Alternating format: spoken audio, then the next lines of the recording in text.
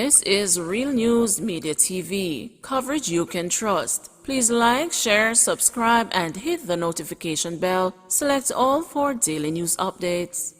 Utah blasts councillors for neglecting people's work.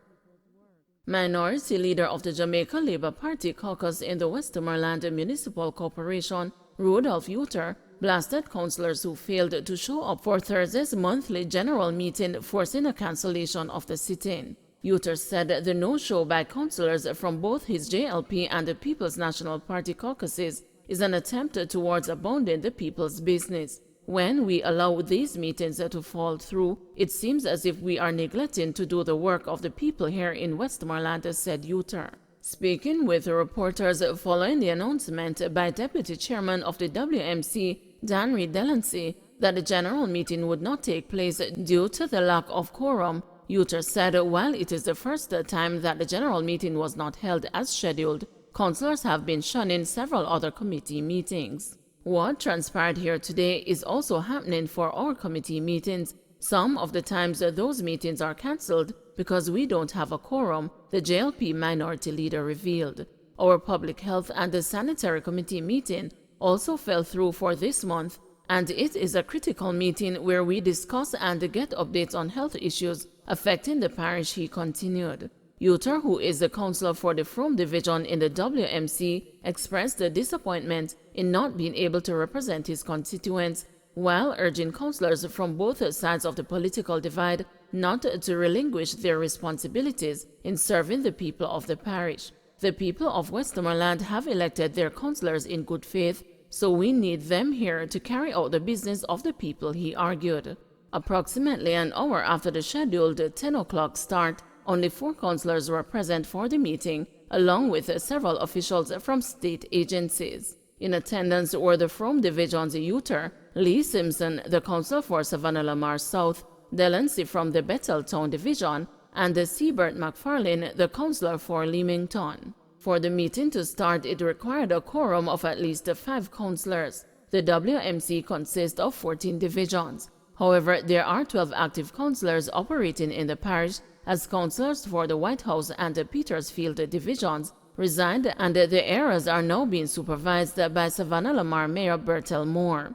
Like Utah, Delancey, the deputy mayor of Savannah-Lamar, expressed disappointment, arguing that it was the first time since he was elected there was such an experience. He also noted that the cancellation of the WMC meeting came on the back of 2 apologies due to emergencies outside of the parish, among other unknown reasons. We had apologies from a number of councillors, including His Worship the Mayor Bertel Moore, who would have been late. We also had 2 councillors who had emergencies, and the 2 others also apologized. I'm not sure what the reasons for their apologies, Delancey told reporters. As it stands, once it reaches 11 o'clock, an hour after the scheduled start time, and we have no quorum, we have no choice but to announce that the meeting has fallen through, he informed. It is with deep regret that I make this announcement. In all my years at council, I can't recall having experienced something like this, and I hope and trust that I don't have to experience it again. Police High Command condemns the killing of cop in Westmoreland. The Police High Command has issued a statement condemning the brutal attack on a police constable in Chantilly, Savannah-Lamar, Westmoreland on Friday, April 15.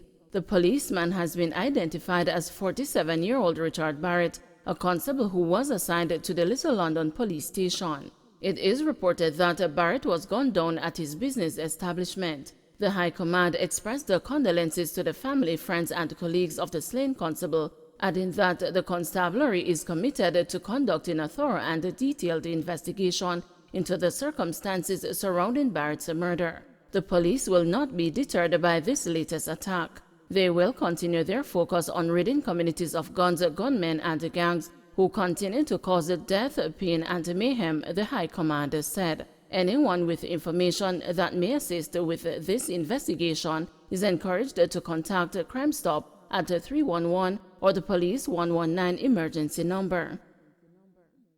Injured security guard still loves his job.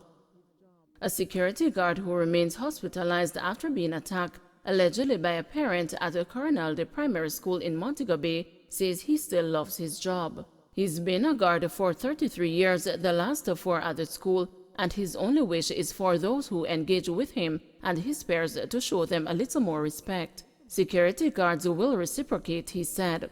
I know that this is a challenge. It's not the first time I do security work, but I wouldn't give up my job, 55-year-old Uton Ferron told the news on Wednesday. Being a security guard requires a certain level of discipline, the ability to treat others fairly, and to be very loving, very tender when it comes to people, and have manners and talk to people properly, he said. Ferron, who is also a pastor at the Triumphant Zion Church Limited, has a message for parents. I would say to all the parents right across Jamaica, even across the world, it's better you talk more softly and more better with the persons who are security guards or police or whoever. It may be then you will get your business ironed out more easily. He is still bemused at the turn of events on Monday that left him nursing injuries to his head. Ferron said the parent, whom he would not allow on the school compound as per the rules, pushed him and he went to get his baton. He tried again to talk to the parent, he said, and the man pushed him again. He retaliated. Him use him 2 hands and chuck me in my chest. And when him chuck me in my chest, me actually drop. And so now me use the button and hit him. After me lick him with the button now, him hang on to the button, and when him hang on to the button now, me decide say me not let it go because him taller than me and have more body more than me, said Ferron. That's where him start to use him foot in at the left side of my head, so that the right of my head start to lick up on the ground. Trust me, one of the time me start blackout. Me blackout for a couple minutes well.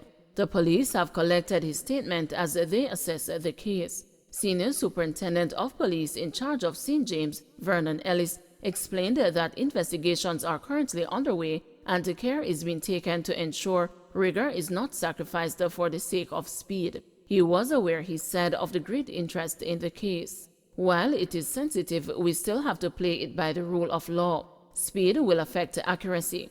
We recorded statements already. We are just awaiting some other pieces of the process to complete. We know that everyone wants to hear the end result as it has a lot of emotions and the talking points around it, but we have to do this thing professionally, he told the news. Ellis was unable to confirm reports that a parent had filed a complaint alleging that the guard delivered the first blow. Ferron is hoping the matter will be resolved in his favor. I could have died. I get 1 child with my wife, but she has 4. All of them mostly call me dad, and to be honest, it would be hard to know that I have gone leave them and there is nothing in return, he said. He's now awaiting a brain scan, but says he is not in a lot of pain. I'm not feeling too bad now, just feeling a little headache because that's where me get the bunks, but otherwise I'm okay so far. Body intact, everything, just my head alone, he said. 29-year-old charged after firearm seizure in St. Andrew. Hodari Johnson, a 29-year-old resident of Red Hills Road, St. Andrew, is facing charges in relation to a firearm that was seized on Red Hills Road on Friday, April 15. Reports are that about 5:30 a.m., lawmen were on operation in the area when they were fired upon by unknown assailants. The gunfire was returned, and after the shooting subsided, Johnson, who was injured, was found with a high-point .40 Smith & Wesson pistol along with 4.40 rounds of ammunition. He was transported to hospital where he was treated and released in the custody of the police.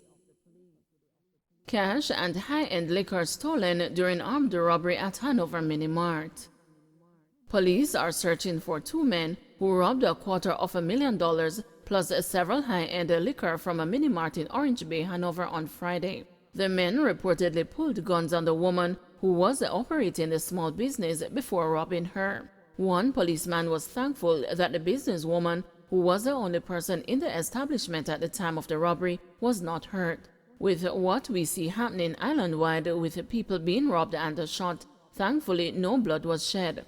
They took what they wanted and left, the policeman said. It is reported that about 11:40 a.m., the businesswoman was at the mini-mart when 2 men entered the establishment. The men brandished firearms and robbed her of $250,000 and a bottle each of Bel Air, JB rum, and a Bailey's Irish cream. Police said the men made their escape on a motorcycle. Population and Housing Census begins in September. The Statistical Institute of Jamaica says it will be starting Jamaica's 15th National Population and Housing Census in September. The national census is carried out every 10 years and should have been executed in 2021, but was pushed back by a year due to the impacts of the COVID-19 pandemic. Ms. Coy says data collection will start on September 13, a day after the observation of Census Day. She says in addition to counting people in their homes, Statin will also be documenting people living in various institutions and those on the streets and Jamaica's Keys. Interviewers will be deployed island-wide and the persons will be asked to complete a questionnaire. Ms. Coy is seeking to assure that the people's personal information will be kept confidential under the Official Secrets Act. The main data collection phase is expected to last up to December, with a general census report available by December 2023. Don't forget to like, share, subscribe, and hit the notification bell. Select all for daily news updates.